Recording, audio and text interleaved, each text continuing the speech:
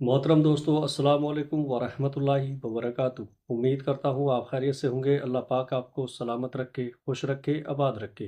प्यारे अजीज़ों, रमज़ान की तहज्जुद में भी दुआ कबूल ना हो तो क्या करें? कभी ऐसा महसूस हुआ है कि तुम्हारी दुआएं जैसे कहीं गुम हो गई हैं? तुम उठते हो, हाथ उठाकर अल्लाह से मांगते हो, रोते हो, सजदे में गिर जाते हो, मगर ज़िंदगी में कुछ भी बदलता हुआ नज़र नहीं आता। कभी कभी मन में ख्याल आता है, क्या अल्लाह मेरी सुन भी रहा है? कहीं मैं इतना गुनहगार तो नहीं कि मेरी दुआ ही कबूल नहीं होती?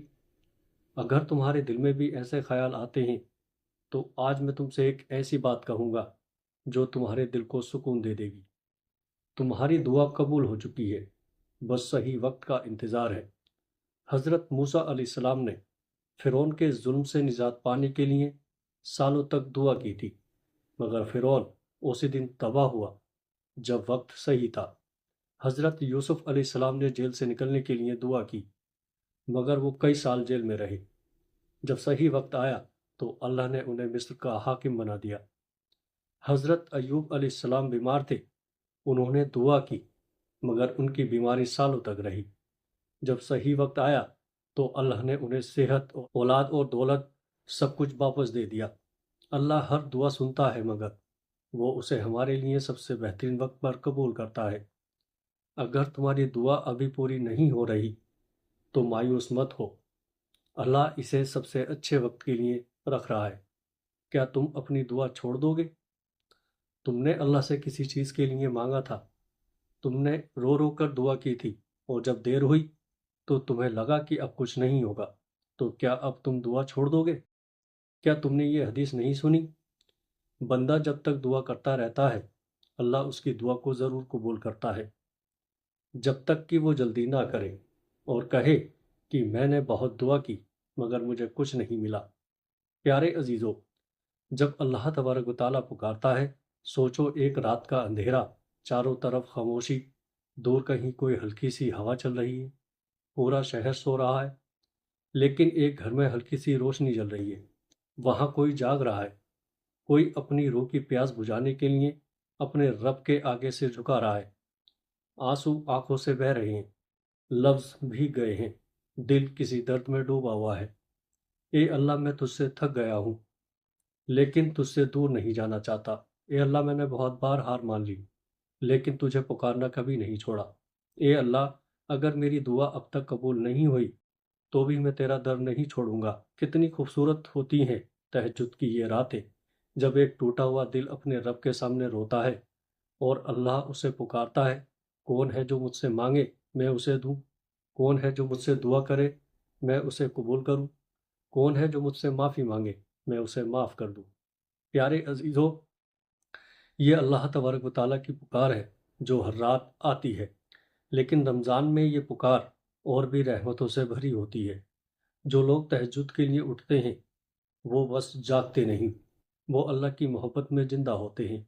रमज़ान में तहज्जुद की अहमियत, रमज़ान में वो महीना जब अल्लाह अपने बंदों के लिए हर रास्ता आसान कर देता है। नफ्स को काबू में करना, अल्लाह से करीब होना, गुनाहों से बचना, सब कुछ पहले से ज़्यादा मुमकिन हो जाता है। एक रमज़ान में हर नेकी कई गुना बढ़ जाती है। रसूलुल्लाह सल्लल्लाहु ताला अलैहि वसल्लम ने फरमाया, जो शख्स रमज़ान में सच्चे दिल से इबादत करता है, उसके पिछले सारे गुनाह माफ़ कर दिए जाते हैं। नंबर 2, आखिरी 10 रातों की खास फजीलत। इन्हीं रातों में एक ऐसी रात छुपी हुई है जो हज़ार महीनों से बेहतर है, शब कद्र। अल्लाह ताला फरमाता है, शब कद्र हज़ार महीनों से बेहतर है। अगर हम इस रात में तहज्जुद के सजदों में गिर जाए तो क्या हमारी तकदीर नहीं बदलेगी? प्यारे अजीज़ों, तहज्जुद सबसे असरदार दुआ का वक्त है। कभी सोचा है कि अल्लाह ने सबसे अहम दुआओं के लिए तहज्जुद का वक्त क्यों रखा? क्योंकि इस वक्त कोई दिखावा नहीं होता, कोई भीड़ नहीं होती, कोई दिखावटी दुआ नहीं होती, सिर्फ तुम होते हो और तुम्हारा अल्लाह। तहज्जुद टूटे दिलों की सबसे बड़ी दवा। अगर तुम्हारा दिल टूटा है, अगर कोई दुआ वर्षों से अधूरी है, अगर तुम्हें अल्लाह से कोई चीज़ चाहिए जो दुनिया की नज़र में नामुमकिन है, तो तहज्जुद ही तुम्हारा सहारा है। अल्लाह ताला ने फरमाया, और रात के कुछ हिस्से में तहज्जुद पढ़ा करो, ये तुम्हारे लिए एक अतिरिक्त इबादत है। امید ہے کہ تمہارا رب تمہیں مقام محمود پر پہنچا دے گا۔ پیارے عزیزو، اگر تمہاری آنکھوں میں آنسو ہیں، اگر تمہارے دل میں درد ہے، اگر تمہارے اندر کوئی تڑپ رہی ہے، تو اٹھو اور اللہ سے کہو، اے اللہ، لوگ سو چکے ہیں لیکن میں تیرے لیے جاگا ہوں۔ اے اللہ، دنیا مجھے سمجھ نہیں پائی لیکن تو میری ہر بات جانتا ہے۔ اے اللہ، میری دعاؤں کو اس رمضان کی راتوں میں قبول کر لے۔ تہجد پڑھنے کا طریقہ: سب سے پہلے وضو کریں اور مسواک کا استعمال کریں۔ کم سے کم 2 اور زیادہ سے زیادہ 8 رکعتیں پڑھیں۔ ہر سجدے میں اپنے دل کی ساری باتیں اللہ سے کہیں۔ تہجد کی دعا پڑھیں اور رونے کی کوشش کریں۔ اگر تمہیں کوئی خاص چیز چاہیے، اگر تمہاری زندگی میں کوئی پریشانی ہے، اگر کوئی خواہش برسوں سے دبی ہوئی ہے، تو اس دعا کے بعد اللہ سے مانگ لو۔ کیسے اٹھے تہجد کے لیے؟ نیت کرو، اللہ سے دعا کرو کہ وہ تمہیں اٹھنے کی توفیق دے۔ جلدی سو۔ تہجد کے لیے اٹھنے کے لیے رات کو جلدی سونا ضروری ہے۔ الارم لگاؤ یا کسی کو کہو کہ تمہیں جگا دے۔ نیند کو ہراؤ۔ جب آنکھیں کھلیں تو شیطان کے بہکاوے میں نہ آؤ۔ ترنت اٹھو اور وضو کرو۔ پہلی رات مشکل ہوگی لیکن پھر آسان ہو جائے گا۔ آج رات اٹھو گے؟ آج رات جب پوری دنیا سو جائے گی، جب ہر روشنی بجھ جائے گی، جب ہر دروازہ بند ہو جائے گا، صرف ایک دروازہ کھلا رہے گا، اللہ کی رحمت کا۔ کیا تم اٹھو گے؟ کیا تم اللہ کی پکار کا جواب دو گے؟ کیا تم تہجد میں اپنے رب سے ملنے کے لیے سجدہ کرو گے؟